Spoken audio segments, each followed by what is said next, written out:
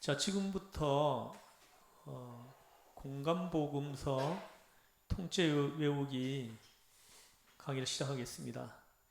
이 공감복음이 굉장히 복잡합니다. 왜냐하면 똑같은 주제 사건이 세 개 복음서에 다 기록되어 있기 때문입니다. 근데 그 세 개 복음서에 다 기록되어 있는데 똑같은 사건인데 내용이 약간씩 차이가 있다는 거죠. 그리고 출처도 틀리다는 거죠.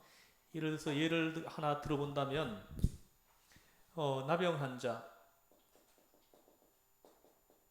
나병 환자를 예수님이 치료해 주는 그 사건을 하나 예를 들면 815.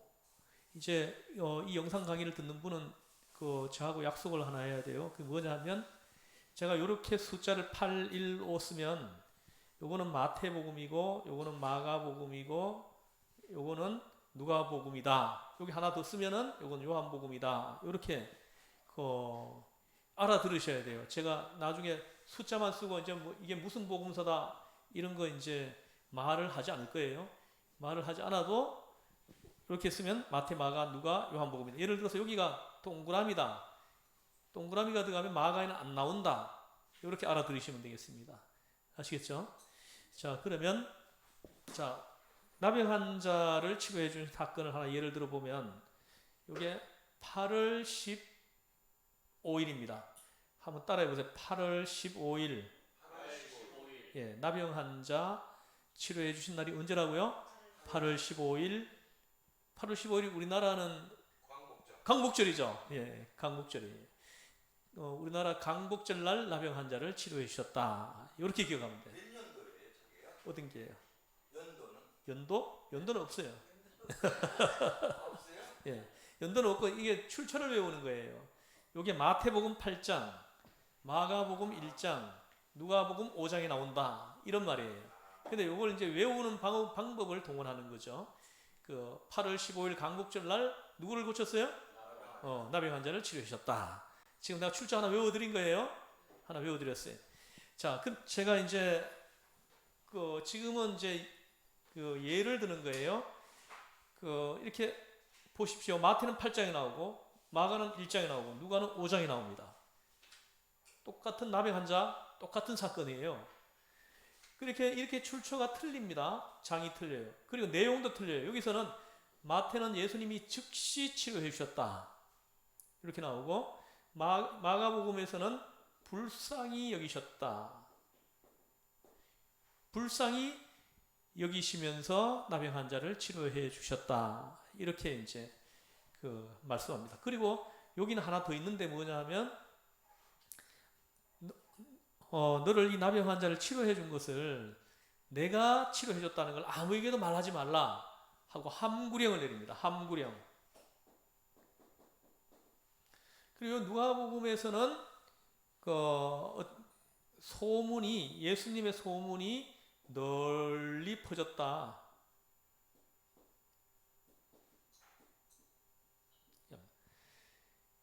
이렇게 내용이 이렇게 틀립니다. 마태는 즉시, 마가는 불쌍히, 함구령. 누가복음에는 이 나병 환자를 치료해주고 난 뒤에 예수님의 소문이 유대 사회에 퍼지기 시작했다. 이렇게 기록한다는 거예요. 이런 내용이 이쪽에는 없어요. 그런데 여기만 나온다는 거죠. 또 즉시 고쳐졌다. 이쪽에는 없습니다. 또 불쌍히 여기시면서 고쳐주셨다. 이쪽에 없어요. 이렇게 똑같은 사건인데도 장이 틀리고 내용도 이렇게 약간의 차이가 있다라는 거죠. 그래서 공감복음서가 좀 어렵게 느껴지는 거예요. 막 복잡하게 느껴지고 좀 헷갈린다라는 거죠.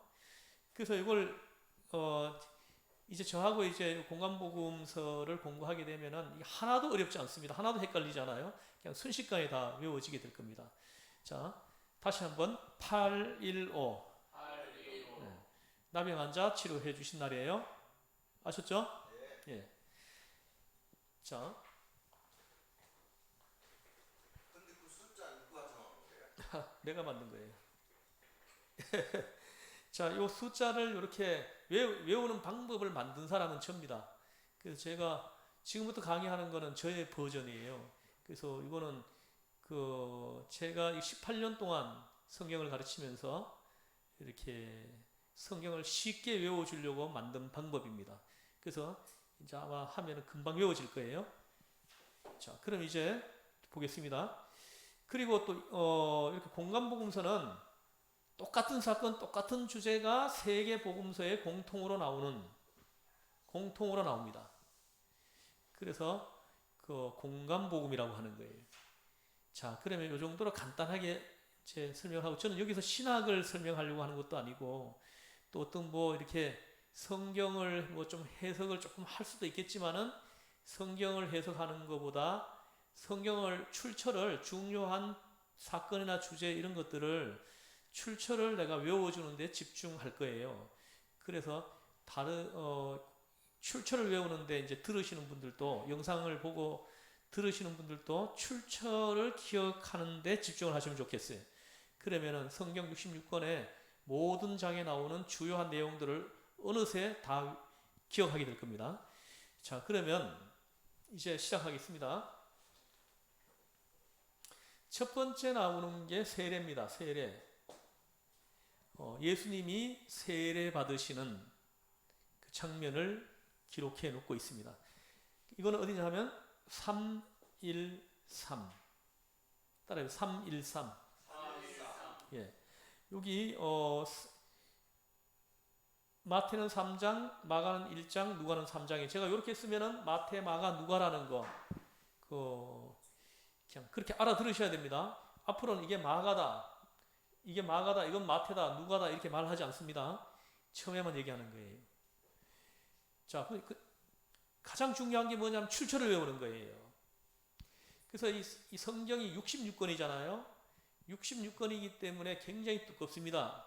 그래서 분량이 무지하게 많아요. 그래서 이걸 이 외우는 방법을 동원하지 않으면 이걸 외울 수가 없어요.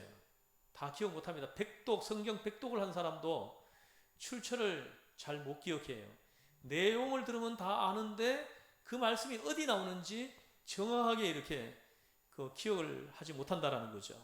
그게 이제 체계적으로 외우는 방법을 동원해서 외우지 않았기 때문에 그렇다는 거죠. 제가 18년 동안 성경을 강의하면서 만든 방법을 가지고 이제 외워주려고 합니다. 자, 첫 번째가 뭐예요? 출처를 외워야 돼. 그 다음에 내용을 기억해야 된다는 거죠. 자, 첫 번째 뭐냐면 내가 외워드립니다. 예수님이 지금 요 가운데서 세례를 받고 있어요. 세례 받고 있고, 근데 왼쪽과 오른쪽에 몇 명이 예수님 세례 받는 걸 지켜보고 있어요? 3명이 지켜보고 있는 거예요. 3명이. 세례 받는 예수님을 좌우에서 몇 명이? 3명이 지켜보고 있다. 자, 출처 외운 거예요. 다시 한번 해보죠. 세례 받는 예수님을 따라해봐요. 세례 받는 예수님을 좌우에서 3명이 지켜보고 있다. 자, 출처 하나 외운 거예요. 아까 나병 환자 치료해 주신 것은 언제라고요? 어유 할렐루야. 야, 우리 집사님 대단하시네. 3월 13일이요? 3월 1일이요? 할렐루야. 그럼 더 잘 외워주시겠네.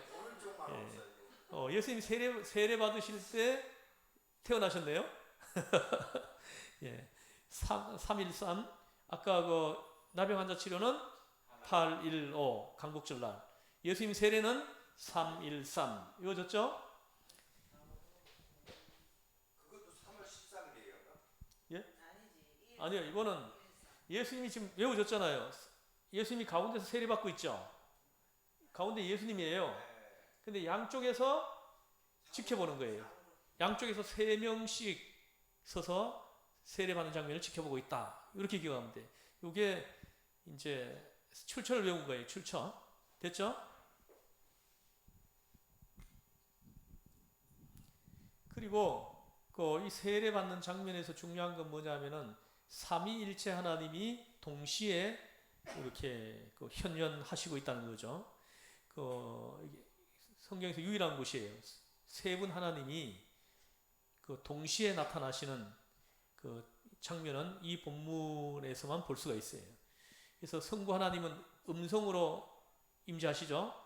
내 기뻐하는 자요, 내 기뻐하는 자라. 들려오는 소리 기억하시죠? 하늘에서 성부 하나님의 음성이 들려오고 그 성령 하나님은 비둘기처럼 임재하시고 계시고 성자 하나님은 세례 받고 계시고 이렇게 됩니다. 됐죠? 하나 외웠어요? 그런데 이제 예수님이 왜 세례를 받았느냐? 예수님이 세례를 받으실 이유가 있어요? 그 세례 요한한테 세례를 받으실 이유가 없지 않습니까? 근데 예수님이 왜 세례를 그럼 받았느냐? 제가 이걸 여러 사람한테 질문을 해봤어요. 뭐 신학 교수님한테도 뭐 메일을 보내서 질문을 해봤고 또 뭐 이렇게 강의 듣다가도 내가 이렇게 뭐 제가 숭실대에서 성경 지도자 과정을 내가 2년간 했는데 그때 제가 강의를 하러 온 그 교수님 중에 한 분한테 제가 이렇게 물어봤어요. 물어봤는데 그분은 대답을 못 하시더라고요. 그냥 뭐 모범을 보이기 위해서 예수님이 모범을 보이기 위해서 세례를 받았다. 이렇게 이제 얘기를 하더라고요. 근데 뭔가 시원하지가 않는 거예요. 시원하지가 않습니다. 자, 이걸 제가 이거 설명을 해줄 수 있는데 지금 여기서는 좀 일단은 출처를 외워주는 쪽으로 강의를 할 거니까 나중에 좀 이걸 설명해주는 시간이 있을 거예요. 그때 자세히 설명을 하고 오늘은 그냥 출처만 외워드릴게요. 아셨죠? 그렇게 해나가도록 하겠습니다. 그래서 예수님이 세례 받으시는 이유가 있어요. 굉장히 중요한 겁니다. 그런 걸 이제 알아야 되는 거죠. 자, 그 다음에 이거 출처 외웠어요. 그 다음에 뭐가 나옵니까? 그 다음에는 예수님의 시험이야. 시험. 예수님이 시험 받으시는 장면 기억하죠? 기억합니까? 뛰어내리라. 또 뭐 이 돌이 떡이 되게 하라. 그 다음에 나한테 절을 한 번만 해라 하는 거죠, 그죠? 시험 받으시는 거는 414예요. 여러분 보십시오. 아까 세례 받으시는 것은 양쪽에서 3명이 지켜보고 있다 그랬죠. 근데 예수님이 시험 받으시는 거는 양쪽에서 4명이 지켜보고 있다. 이렇게 기억하면 돼. 세례는 몇 명이? 3명이. 예수님 시험 받으시는 거는 4명이 지켜보고 있다. 출처 외운 거예요. 출처 외운 거. 자, 그리고 내용은 여기는 이제 요것만 기억하면 돼요. 다 기억하죠. 광성산. 따라해보세요. 광성산. 광성산. 여기도 광성산이에요. 아니다. 여기는 안 나옵니다. 3가지 시험이 없어요. 마태는 없음. 그리고 여기는 광산성이에요. 마태는 광성산 이렇게 순서가 되는데 누가에는 광산성이야. 2번째, 3번째 시험이 순서가 누가복음에는 바뀌어져 있어요. 마태복음하고 차이 있고 마가복음에는 예수님이 시험 받으셨다라는 기록은 있는데 요 3가지 시험 받은 사실은 마가에서는 생략했어요. 마가에서는 이 기록이 없습니다. 그래서 이렇게 마태하고 누가에만 3가지 시험이 나온다. 그래서 이제 마태하고 누가는 예수님이 시험 받으시는 요 내용은 마가에서 인용한 것이 아니고 다른 자료를 가지고 기록했다 하는 것을 여기서 우리는 짐작할 수가 있죠. 그래서 이 공간복음 저자들이 제일 먼저 기록된 책이 마가복음이에요. 마가가 제일 먼저 기록됐고 그 다음에 마태하고 누가가 마가복음을 이렇게 참고해가지고 후속으로 기록한 거예요. 기록했는데 문제는 뭐냐 하면은 마태하고 누가는 분량이 많다는 거예요. 마가는 분량이 작고 마가는 16장이고 마태는 28장이고 누가는 24장이에요. 근데 누가복음은 24장이지만은 분량은 마태복음보다 더 많습니다. 분량은 마태는 장으로는 28장으로서 누가복음보다 더 많지만 분량으로 보면은 그 누가가 더 많다는 거죠. 누가복음은 한 장이 80절까지 있는 것도 있어요. 그래서 분량이 많다라는. 근데 여러분 보십시오. 이 마태는 16장밖에 안 되고 분량도 많지 않습니다.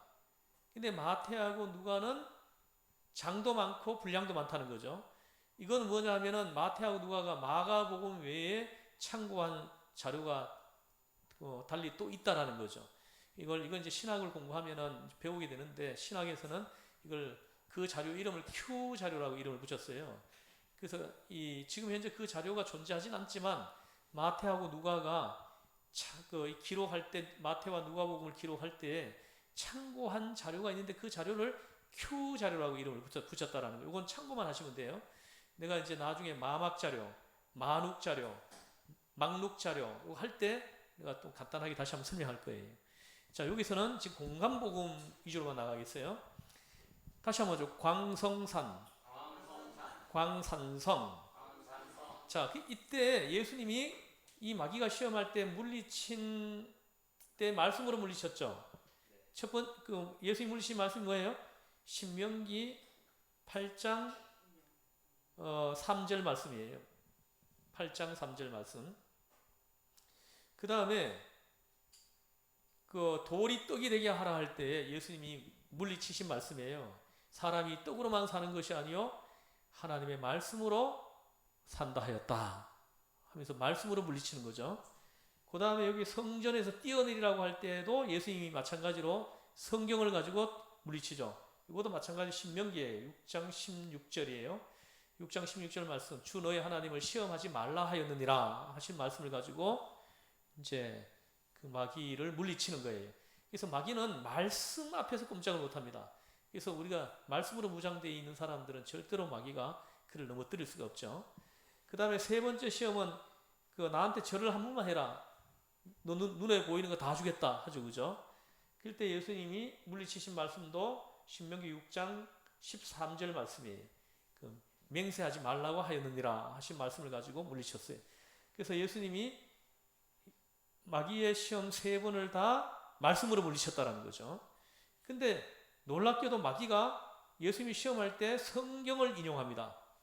마귀가 인용한 구절은 시편 91편이에요. 91편. 너가 뛰어내리면은 하나님이 천사를 보내가지고 너의 발이 돌에 부딪히지 않도록 이렇게 받아줄 거다 하시는 그 말씀을 마귀가 들고 와가지고는 예수님을 유혹했다라는 거죠. 참 이거는 굉장히 중요한 겁니다. 마귀도 성경을 들고 와가지고 시험을 한다라는 거예요. 이단들도 보면 전부 다 말씀을 들고 사람들 유혹하죠. 그래서 우리가 말씀으로 철저하게 무장되어 있지 않으면은 언제든지 이단에 넘어갈 수 있다는 거죠. 그래서 이 말씀 무장이 너무 중요합니다. 잘 기억하셔야 돼요. 그래서 이 말씀을 우리가 많이 알고 있으면, 성경을 많이 암기하고 있으면은 그런 사람들은 마귀가 넘어뜨릴 수가 없어요. 왜냐하면은 유혹하고 시험할 때마다 말씀이 툭툭 나오는데요. 그때 딱 맞는 말씀을 가지고 물리치는데 꼼짝을 못하죠. 그렇게 되는 겁니다. 자, 그럼 됐어요. 자, 그리고 하나 좀 더 한다 그러면은 여기 마태하고 마가에 보면은 천사가 내려와서 예수님과 함께 있었다 이렇게 말을 해요. 근데 마가에는 짐승들, 들짐승들이 예수님과 함께 있으셨다 이렇게 기록합니다. 차이가 있어요. 누가에는 이런 게 없어요. 그래서 똑같은 사건인데 출처가 이렇게 틀리고, 그리고 내용도 이렇게 틀리다라는 거예요. 그리고 또 하나 더 있다 그러면 마태에서는 성령이 이끌어 내셨다 이렇게 합니다. 근데 마가에는 성령이 몰아내셨다 이렇게 합니다. 몰아내셨다. 누가는 성령이 이끌어 내셨다.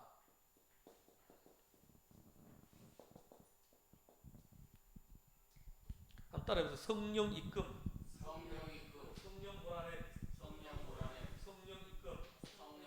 성령 입금, 성령 몰아냄, 성령 입금.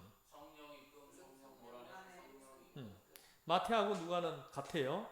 그래서 이거는 이제 같은 자료를 참고했다는 거죠. 마가에서 가져오지 않고 다른 자료에서 갖고 왔다는 거죠. 다시 한번 성령 입금, 성령 몰아냄, 성령 입금. 광성산. 자, 신명기 8장 3절, 신명기 6장 16절, 신명기 6장 13절. 자, 신명기 8장 3절은 잘 기억이 되는데 이 두 개가 헷갈려요. 제가 맨 처음에 이걸 외울 때 많이 헷갈렸어요. 이걸 헷갈리지 않는 방법이 뭐냐 하면은 광성산 순서를 기억해 놓고 6장 16절 요게 절이 여기 앞에가 더 많죠. 여기는 13이고 여기 16이죠. 숫자가 더 큰 것이 앞에다. 이렇게 이거 하면 헷갈리지 않아요. 그렇게 이해하시면 됩니다. 자, 시험 됐습니다. 자, 다시 한번 해봐요. 세례는 313. 양쪽에 3명이, 시험은 양쪽에 4명이 지켜본다는 거죠. 자, 그 다음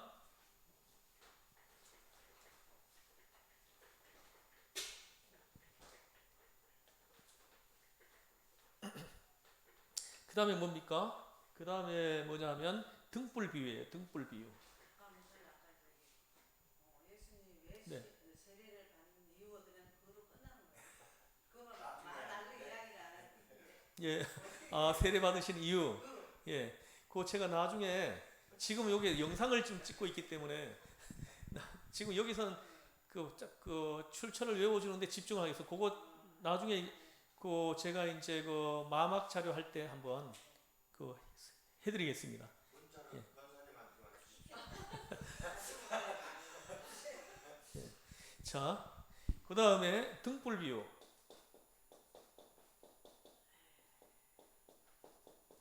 등불 비유는 5, 4, 8. 따라해보세요. 5, 4, 8.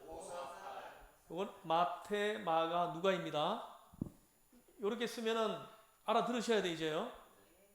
김경수 집사님. 예, 제가 이렇게 쓰면 이건 마태고, 요거는 마가복음이고, 요거 누가복음이라는 거예요. 순서가 무조건 똑같다. 예, 예를 들어서 이제 여기가 이제 동그라미가 들어가면 마태는 안 나온다 이런 뜻이에요. 이 내용이 아셨죠? 여기 또 하나 더 있다 그러면 이건 요한복음이 되는 거예요. 오케이. 예. 자, 등불 비유는 548입니다. 548. 자, 출처를 외워야 됩니다. 어떤 내용도 딱 들으면 출처가 먼저 딱 기억이 나야 돼요. 참 외워봅니다. 출처를 외워봅니다. 따라서 548. 548이가 등불 주변에 바글바글 모여 있구나. 이렇게 오시면 돼요. 다시 한번 548이가 날파리가 아니고요. 548이가 어디 모여 있어요? 등불 주변에 바글바글 모여 있다. 한 번 더. 548이가 어디예요? 등불 주변에 바글바글 모여 있구나. 아주 이렇게 잘 매치도 돼요. 사실 이거 외우는 방법을 동원해야지 안 그러면은 다 외울 수가 없습니다. 원래 이 성경이 기록될 때는 장절도 없었어요. 장절. 이 장절이 붙은 거는 1500년도가 지나서입니다. 1500년이 지나가지고 스테파누스라는 사람이 이 장절을 붙인 거예요. 마태복음 뭐 1장 1절, 2절, 3절 이렇게 붙인 거죠. 이렇게 하다가 보니까 읽다가 보니까 자꾸 이제 어디까지 읽었는지 헷갈리니까 장과 절을 붙여가지고 구별을 하니까 헷갈리지 않게 됐다라는 거죠.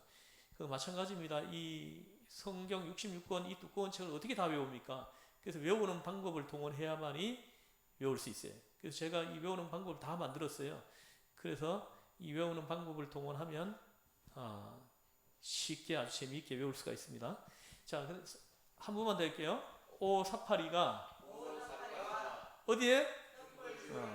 등불 주변에 바글바글 모여 있구나 한데. 자, 그리고 여기는 따라서 말평, 말평, 그룹평. 예. 자, 이 말이 뭐냐 하면 이 등불을 켜면 올려놓는 거 있죠. 호롱불 같은 거 이렇게 올려놓는 등잔대 있잖아요. 요에다가 이렇게 호롱불을 올려놓잖아요. 이렇게 이 등불을 켜면 그 올려놓는 도구예요. 도구. 그걸 가지고 말이라고 그러는 거예요. 말.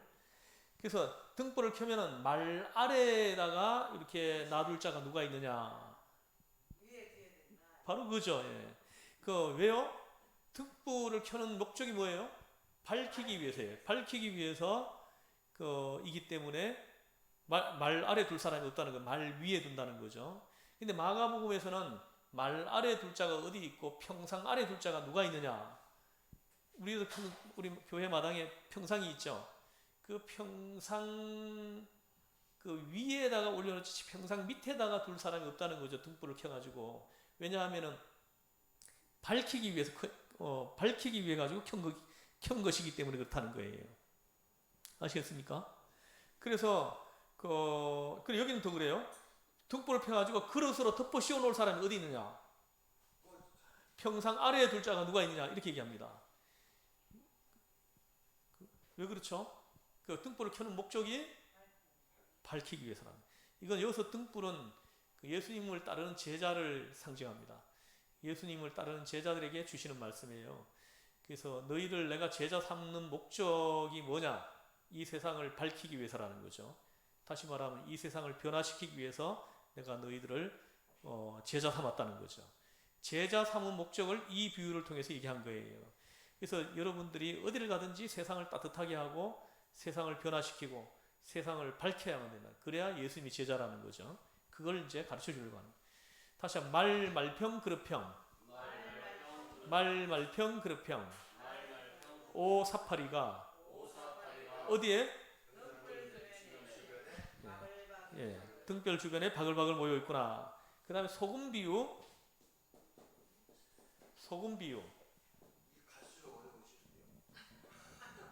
뭐 어려워요? 어려워요?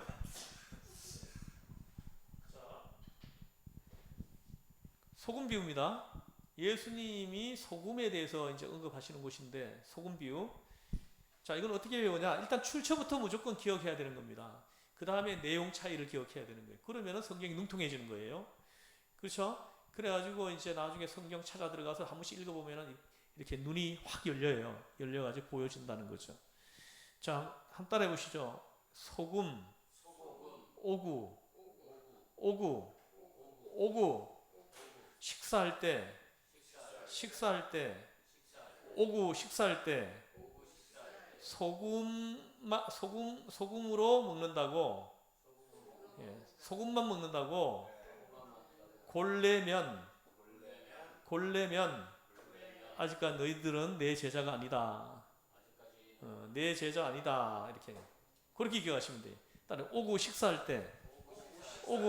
때, 골래면, 아직 내 제자가 아니구나.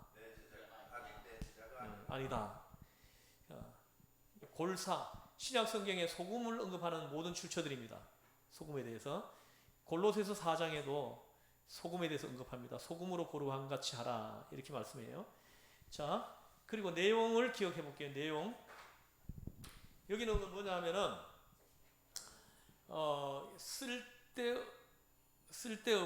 쓸데없어. 따라서 쓸데없어. 밟힐 소금. 쓸데없어서 사람들 발에 밟힌다는 거예요. 소금이 짠맛을 잃으면,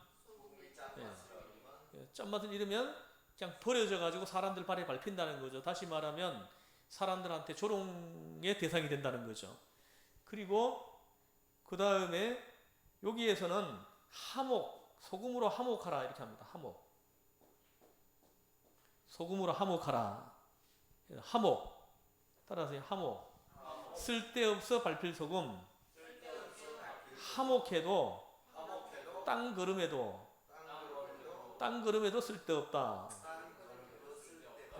자, 누가복음은 땅에도 걸음에도 쓸데없다.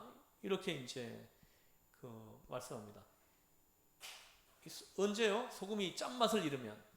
소금은 특징이 뭐냐면 짜다는 거예요. 짜. 그리고 소금의 기능은 뭐예요? 소금의 기능이 대표적인 게 두 가지가 있죠. 하나는 방부제 역할이죠. 썩지 않게 이렇게 썩는 걸 방지하고, 하나는 맛을 내게 한다는 거죠. 다시 말하면은 이제 이 소금이 들어가기만 하면 맛이 납니다. 희한하게. 소금이 들어가기만 하면은 안 썩어요.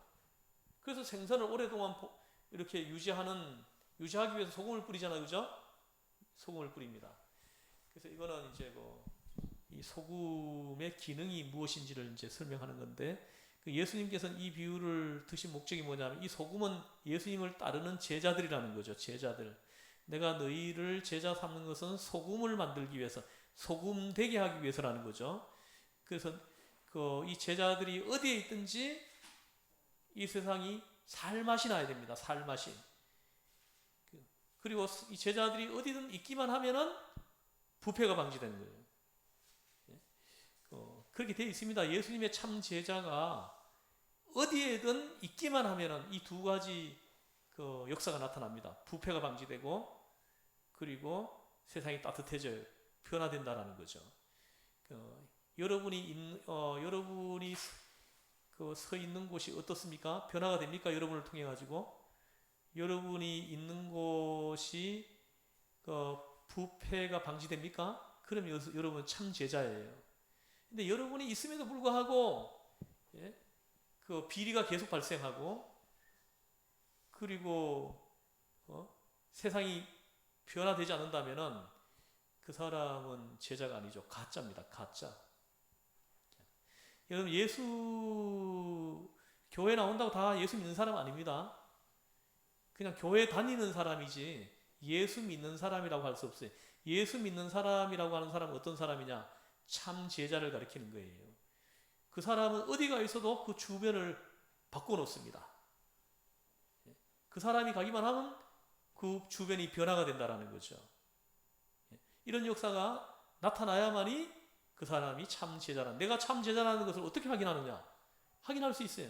그 사람이 어디를 가든지 이 사람이 가 있는 곳이 어떻게 되는지를 살펴보면 안다는 거죠. 이걸 꼭 기억하셔야 됩니다. 자, 그 다음에, 근데 왜 예수님이 이 비유를 들었냐 하면은, 그때 당시에는 흔하게 있었던 일을 가지고 예수님이 제자 삼으신 목적을 말씀한 거예요. 옛날에는 소금이 귀했습니다. 요즘은 뭐 소금이 흔해 빠져가지고 소금이 그냥 너무 이렇게 하지만, 우리 식당 뒤에 보일러실에 소금이 지금 몇 가마니 지금 있어요. 권사님 언제 드세요? 우리 식당 뒤에 보일러실에 소금이 지금 몇 가마니 쌓여 있어요. 그거 벌써 언제부터 쌓여 있는지 내가. 그거에 오래돼야 짠 맛을 일부러 산 거예요. 맛있어요 그러면? 예, 그거 빨리 써야 돼요. 아니 빨리 쓰지도 않아도 돼요. 김장에. 그거는 간수 빠지라고 나는. 아, 그러신 거예요? 네. 아, 간수 빠지게. 네. 자, 요즘은 뭐 소금이 뭐 한 포대도 뭐 10,000원이면 사죠. 근데 옛날엔 소금이 귀했습니다. 이때는. 그래가지고 돈 있는 사람들은 잘 정제된 소금을 비싸게 사서 먹을 수가 있었지만은, 돈이 없는 사람들은 그 소금을 사 먹을 수 없었어요. 정제 기술이 그때는 좋지가 않아 가지고 비쌌죠. 그래서 이제 돈이 없는 서민들은 저 해변가에 가지고 직접 소금을 자기들이 만들어 가지고 와야 되는 거예요. 어떻게 하냐면, 해변가에 가면 암염이라고 있습니다. 바위 같은데 이렇게 자연적으로 만들어진 소금이 있어요. 그걸 큰 자루 같은 걸 가져가서 거기다 그걸 깨가지고는 담아가지고 집에 오는 거예요. 집에 와서 이제 뭐 물을 끓이고 해가지고 이제 소금을 정제하는 거죠. 정제하고 난 다음에 먹을 거는 이만큼, 한 포대 이만큼을 가지고 정제를 했는데, 먹을 거는 이만큼밖에 안 나오는 거예요.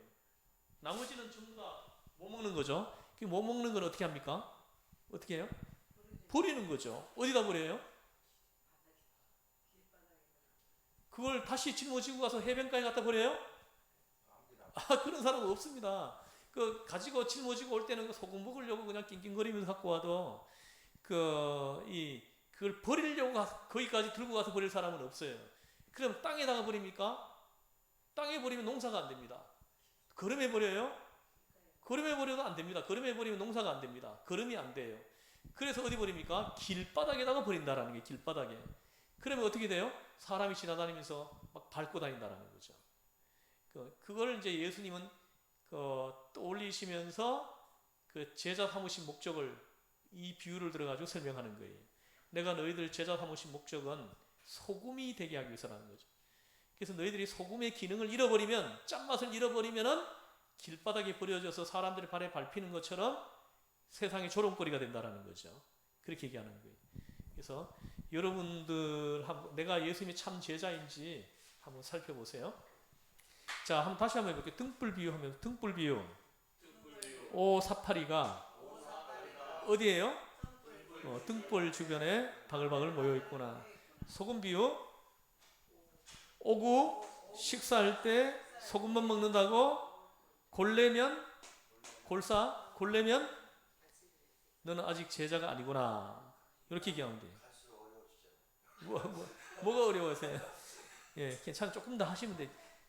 저 집사님을 기도해 드릴게요. 집사님께서도 이렇게 기도하세요. 하나님 도와주세요. 아까 했잖아요. 하나님 도와주시면 할 수 있습니다. 하나님의 영이 나를 감싸면은 머리가 좋아지고 총명해지고 기억력이 생기고. 할렐루야. 예. 자, 다시 한번 말평 그릇평. 쓸데없어 밟힐 소금. 하목해도 땅 걸음에도 쓸데없다. 자, 했습니다. 그 다음에 뭐냐 하면은 한 두 가지 정도만 좀 더 하죠. 오늘은 나병 환자 아까 했죠. 나병 환자는 파리로. 나병 환자 치료는 언제요? 강복절날 8월 15일 치료해줬다 그랬죠? 다시 한번 즉시 깨끗 불쌍히 여기시면서 소문이 널리 퍼졌다. 그리고 함구령을 내렸다. 어느 복음서예요? 마가복음이에요. 근데 그 사람이 예수님의 명령을 안 지켰죠. 함구령을 안 지키고 나가가지고 막 간증을 했죠. 사람들한테 다니면서 예수님이 나를 치료해줬다. 예수님 나를 치료해줬다. 그렇게 막 이렇게 자기는 나름대로 복음을 전한 거죠. 전도한 거예요. 근데 예수님의 사역을 방해한 결과가 됐어요. 왜냐하면 그때부터 예수님이 숨어 다니셨다 이렇게 나옵니다. 마가복음에. 그 마가에만 나오는 거예요. 여기 예수님께서 숨어 다니셨다는 거죠. 이 사건 때문에. 나병 환자 치료해 준 것 때문에. 자, 나병 환자 됐고 그 다음에 풍랑잔잔. 전에 제가 외워드렸죠. 예, 기억하시잖아요. 굉장히 오래됐는데 이거 외워드린 지. 우리 권사님. 우리 집사님은 우리 권사님보다 연세가 더 많지 않잖아요. 권사님 기억하시는 거 봐요. 예, 우리 권사님 연세 얘기하면 안 되겠죠. 신뢰가 되겠죠. 자, 어쨌든 풍랑잔잔은 848이에요. 자, 출처 외워드릴게요. 여러분 뭐 해변가에 많이 가봤죠? 안 가본 분 있어요? 제가 중국 가니까 제가 정저우, 서주 이쪽에 가니까 바다를 안 가본 사람이 절반 넘어요. 공부하러 온 사람들 중에. 이렇게 이 내륙 깊숙이 사는 사람들은 아직 바다를 안 가본 사람들이 굉장히 많더라고요. 굉장히 많아요. 우리는 뭐 한국 사람은 바다 안 가본 사람이 아주 없진 않을 거예요. 저도 바다를 18살에 처음 갔었어요. 18살에. 제가 태어난 것도 뭐 이렇게 내륙 깊숙한 풍기에서 태어났기 때문에 이렇게 바다를 18살 때까지 못 가봤습니다. 자, 어쨌든 자, 바다를 다 가봤어요. 가보면은 파도가 막 일어날 때가 있죠. 파도가 일어날 때 파도가 탁 밀려와서 바다에 그 바위 위에 확 부딪히고 또 확 나가고 하죠. 그때 소리 들어봤죠? 철썩 이렇게 나요? 그래요? 그래서 내가 그 전에도 내가 파도하면 철썩철썩 해가지고 정말로 철썩철썩 하는가 해가지고 귀를 기울여 들어봤어요. 제가 이렇게 들어봤는데 아무리 들어도 내 귀에는 철썩철썩으로 안 들리던데. 예, 저의 귀에는 팔싹팔싹 하고 들리는데. 팔싹팔싹. 예? 따라해요. 팔싹팔싹. 성경의 파도는 어떻게 쳐요? 팔싹팔싹 친다 하면 돼. 팔싹팔. 외워졌죠? 외워졌죠? 예. 팔싹팔싹. 팔싹팔싹. 이거 평생 안 잊어버릴 거예요. 팔싹팔싹. 자, 여기서 이제 출처 외웠습니다. 그 다음에 이제 내용 차이점을 기억해야 되는데, 여기에서 예수님이 이제 이렇게 배 안에 같이 타고 계셨죠. 제자들하고.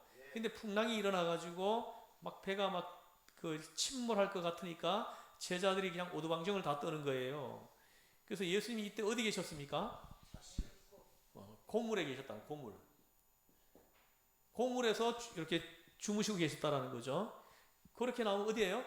마가복음이에요. 다른 복음에는 안 나옵니다. 이게 고물에서 800에 베고 이렇게 주무시고 있으셨다 하면 마가복음에만 나오는 거예요. 그래서 제자들이 주무신 예수님께 가가지고 막 걷어차면서 이제 깨웠겠죠, 예수님을. 성경에는 걷어찼다는 말은 안 나오는데요. 안 나오는데 어디 나옵니까? 나한테 이렇게 성경 들고 와서 하면은 나는 대답할 말이 없지만, 내가 짐작해 볼 때 막 와서 예수님한테 막 빨리 일어나세요 했을 거야 아마. 그래서 지금 보십시오. 우리가 다 죽게 생겼다고 했죠. 그때 예수님이 일어나가지고는 제자들한테 한 말이 뭐예요? 능이 없는 자들. 너희 믿음이 어디 있느냐? 너희 믿음이 어디 있느냐? 너희 믿음이 어디 있느냐? 하면은 누가복음이에요. 누가복음에서는 너희 믿음이 어디 있느냐 하면서 막 혼을 내는 거예요. 예수님이 책망하는 거예요. 너희 믿음이 또 이렇게 책망하는 데가 있어요. 너희 믿음이 작은 자들아, 믿음이 적은 자들아 하고 책망하는 복음서는 마태예요. 여기는 적은 자들아. 믿음이 여기는 있긴 있는데 조금만 있다는 거죠. 조금만. 근데 누가복음에는 아까는 믿음이 있는 것 같은데 지금 보니까 믿음이 없는 거예요. 하나도. 예? 1시간 전에만 해도 그냥 오직 예수님만 따르겠습니다. 저는 예수님 말씀대로 살겠습니다. 이렇게 놓고 풍랑이 일어나니까 그냥 난리를 치는 거예요. 그러니까 아까는 믿음이 있어 보였는데 지금은 믿음이 있는지 알 수가 없는 거예요. 이런 사람이고, 마가에는 뭐라고 얘기하냐면 너희 믿음이 없느냐, 어찌 그렇게 믿음이 없느냐 하면서 아예 믿음이 없다고 그렇게 책망을 한다는 거죠. 그래서 마가복음이 제자들을 가장 이렇게 부정적으로 이렇게 보고 있습니다. 한번 따라해 보세요. 믿음이 적은 자들아. 믿음이 없느냐? 어디 있느냐? 적은 자들아. 없느냐? 어디 있느냐? 예, 이렇게 팔싹팔싹. 적은 자들아. 없느냐? 어디 있느냐? 팔싹팔싹. 적은 자들아. 없느냐? 어디 있느냐? 여러분들은 어디입니까? 여기에요, 여기에요, 여기에요. 예수님이 여러분들을 책망한다면은 어떻게 책망할 거예요? 여기 이렇게 책망할 것 같아요. 이렇게 책망할 것 같아요. 똑같은 말 같지만 많이 차이가 있어요. 여기는 있긴 있는데 조금만 있다는 거예요. 여기는 아예 없다는 거예요. 근데 여기는 아까는 이 믿음이 있는 듯이 보였는데 지금은 믿음 없이 행동한다라는 거예요. 믿음이 하나도 없는 것처럼 행동한다는 거죠. 이거 셋 중에 어디입니까? 예? 요거예요? 이제 조금만 있다는 거죠? 어디입니까?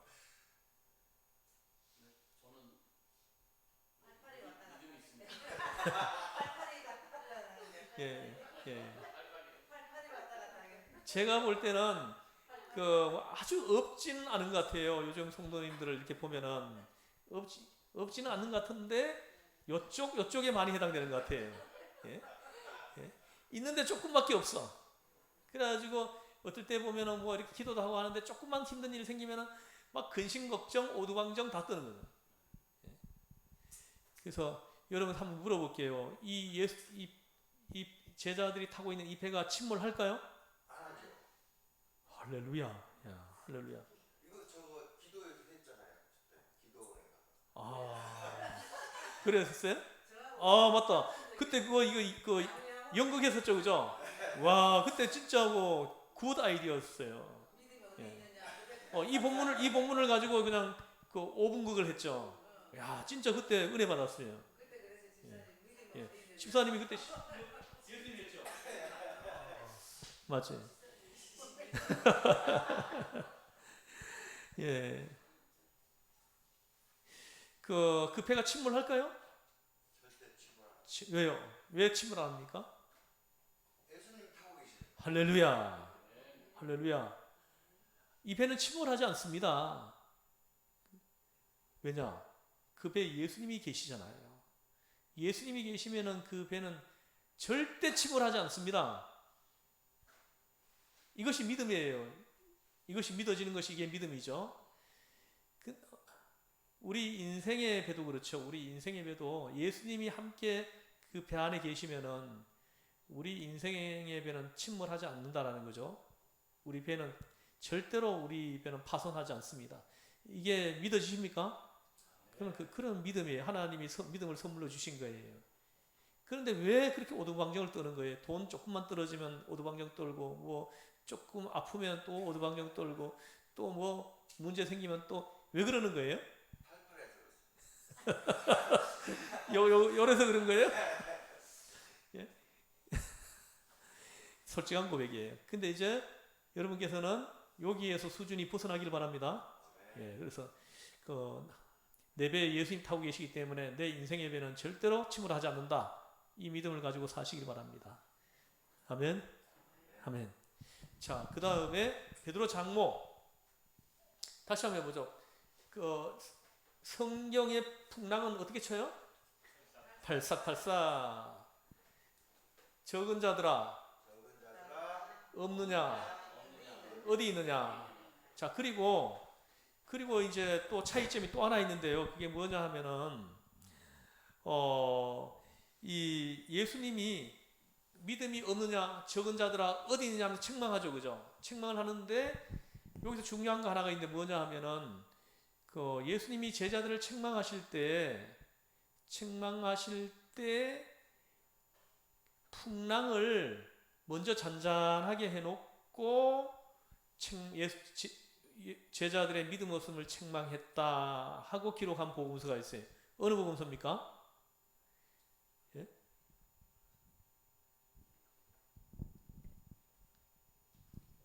풍랑을 먼저 잔잔하게 해놓고 그 다음에 제자들의 믿음 없음을 책망했다 하면은 마가하고 누가예요. 마가복음하고 누가복음은 풍랑을 먼저 잔잔하게 해놓으시고 그 다음에 제자들을 책망했다는 거죠. 어떻게 믿음이 없느냐? 어디 있느냐? 믿음이 적은 자들아 했다는 거예요. 근데 마태복음은 아니에요. 마태복음은 반대예요. 제자들을 먼저 책망해놓고 그 다음에 풍랑을 잔잔케 했다라는 거죠. 이게 뭐 비슷해 보이지만 많은 차이점이 있어요. 자, 보세요. 여러분들께서도 이렇게 인생의 풍랑이 왔을 때 그 풍랑이 잔잔하게 되고 난 뒤에 나를 누군가가 책망을 하면 그 책망이 막 수용이 되죠, 그죠? 수용이 됩니다. 그런데 풍랑이 아직도 일어나고 있는데 책망까지 들으면은 엎어져 죽는 거죠. 그래서 자살하는 사람도 생기는 거예요. 그래서 먼저 풍랑을 잠재워 놓고 난 다음에 나를 책망을 해주면은 그러면 그래도 견딜 수 있죠, 그죠? 이런 차이가 있는 거예요. 그래서 마태는 아마 이제 제자들이 정말 많이 힘들었을 거예요. 풍랑이 일어나가지고 멀미를 해가지고 다투하고 있는데 거기다 대놓고 책망까지 하는 거예요. 예? 근데 마가하고 누가는 풍랑을 잔잔하게 해놓고 호수처럼 잔잔하게 해놓고 그 뒤에 책망을 해주는 거예요. 이런 차이가 있다는 거죠. 자, 한 개만 딱 더 하고 마치겠습니다. 풍랑 잔잔했고 그 다음에 군대 귀신을 예수님이 내쫓아 주시는 말씀 알죠? 몰라요? 그럼 기억하잖아요, 그죠? 자, 이 군대 귀신은 858입니다. 858. 자, 이거 하여튼 어떤 내용이라도 먼저 출처를 기억해야 됩니다. 자, 여러분 보십시오. 전에 실미도라는 영화가 있는데 내가 이걸 외워줄 때마다 내가 이제 예를 드는 건데 실미도 영화를 보신 분은 기억날 거예요 아마 아무 생각 없이 보신 분은 기억을 못할 거고 그 실미도 영화를 보면 그 실미도에 등장하는 그 부대가 있는데 그 부대 이름이 뭔지 아는 분 있어요? 실미도에 나오는 그 부대 김일성 목 달려고 만든 부대 이름이 뭐냐? 예? 그게 684 부대예요. 684 부대. 684 부대예요. 자, 이거 왜 684 부대를 하느냐면은 68년 4월 달 만들어진 부대라 그래가지고 684 부대라고 이름을 붙였어요. 그 김일성 목 달려고 만든 부대예요. 근데 이것도 군대잖아. 귀신이 그냥 막 떼거지로 있는 거예요. 그래서 군대라고 하는 거예요. 너 이름이 뭐냐? 이거 군대라고 대답합니다. 귀신이. 군대니까 군대 이름이 하나 있어야 되죠.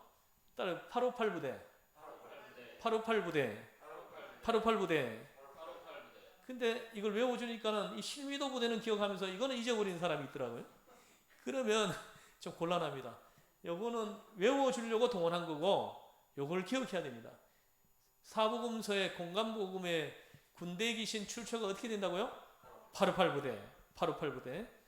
자, 여기는 바다의 몰사. 바다의 몰사. 여기는 호수의 몰사예요. 이 귀신이 돼지떼에 들어갔죠? 그 귀신이 들어간 돼지떼가 바다에 들어가서 몰사했다는 거죠. 근데 누가복음에는 호수에 몰사했다고 나옵니다. 호수. 그래서 이 갈릴리입니다. 갈릴리 호수. 그래서 이 갈릴리 호수가 워낙 커가지고 마태하고 마가는 그 바다라고 호칭을 합니다. 근데 누가에서는 호수라고 얘기를 해요. 그래서 갈릴리 호수를 호수라고 호칭을 하면 무조건 누가복음에만 나옵니다. 누가복음은 호수라고 해요. 마태하고 마가는 바다라고 합니다. 그렇게 하고 그리고 귀신이 돼지떼가 몇 마리나 되었다고요? 2,000마리. 예. 이건 마가복음에만 기록되어 있는 거예요. 마가복음에만 기록되어 있습니다. 2,000마리. 그 2,000마리가 바다에 들어가서 몰사했다는 거죠. 그 다음에 또 하나는 뭐냐 하면은 이때 그 치료받은 사람 있죠. 치료받은 사람. 예? 귀신이 나간 사람 있잖아요. 이 사람이 대가볼리에 가서 복음을 전했다. 어느 복음서? 마가복음에만 나옵니다. 이게 다른 복음서에는 없어요. 이 기록이. 이 대가볼리는 뭐냐면 데카는 그 열이라는 숫자예요. 10. 1, 2, 3, 4, 5, 6, 7, 8, 9, 10 할 때 10.